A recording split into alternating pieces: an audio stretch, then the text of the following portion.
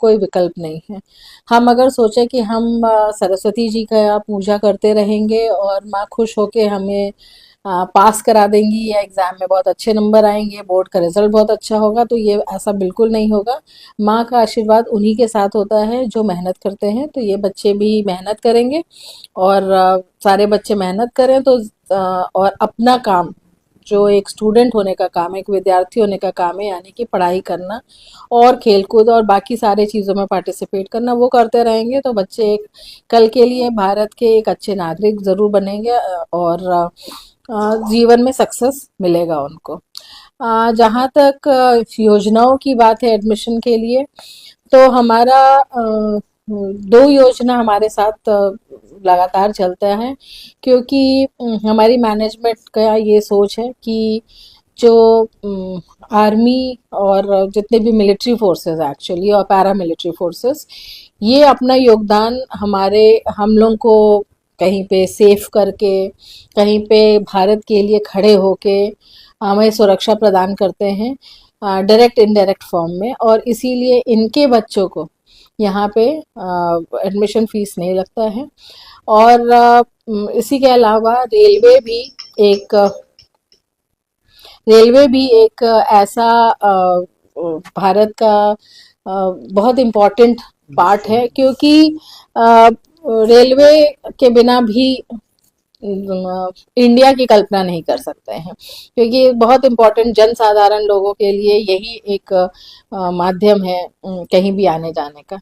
तो उनकी भी ड्यूटी आवर्स बहुत डिफ़िकल्ट होते हैं, वो भी बहुत मेहनत करते हैं हमारे देश के लिए, और इसीलिए उनके भी बच्चों के लिए फ्री एडमिशन है।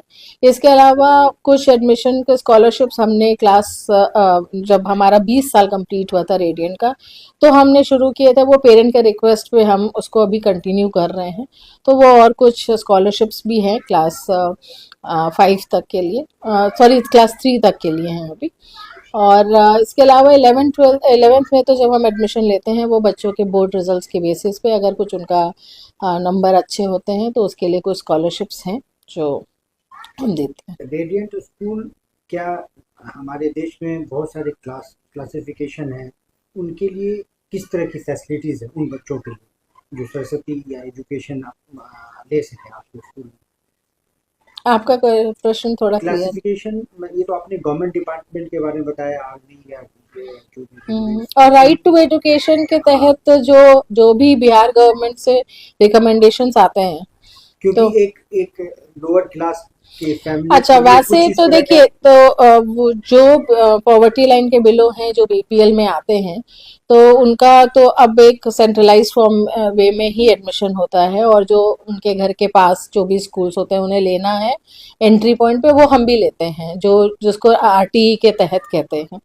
इसके अलावा हमारी मैनेजमेंट जो है वो बहुत मैं कहूँगी दयालु या बेनोवलेंट है, और इसीलिए हमारे जितने भी ग्रुप डी स्टाफ हैं, जो ड्राइवर कंडक्टर भैया हैं या हमारी जो दीदीज हैं, जो मेड दीदीज हैं, ये सब के बच्चे जिन जिन जो भी एलिजिबल हैं, सब हमारे स्कूल में बहुत सारे बच्चे पढ़ रहे हैं। अच्छा, वो भी इस स्कूल में जी बिल्कुल साथ में पढ़ते हैं। मैम, आज रोशन बच्चे हैं, पूरे देश के छात्र छात्राओं को क्या संदेश देंगे? ये तो क्योंकि हर दे जगह, दिया। हर गली, हर गांव, हर चौक चौराहे में फिर मनाया जाता है, स्कूल हो या विश्वविद्यालय, यूनिवर्सिटी हो या कॉलेज, सरस्वती पूजा मनाया जाता है। तो आज के दिन क्या संदेश रहेगा उन छात्र छात्राओं के लिए?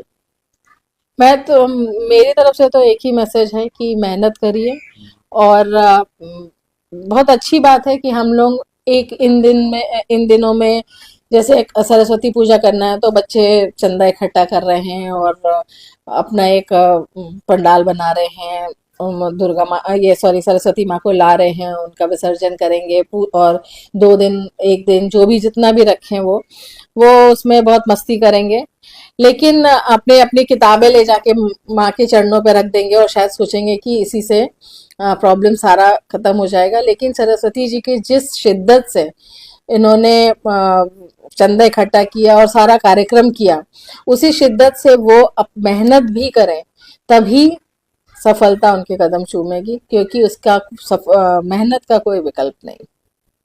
बहुत बहुत धन्यवाद। Thank you. Thank you so much.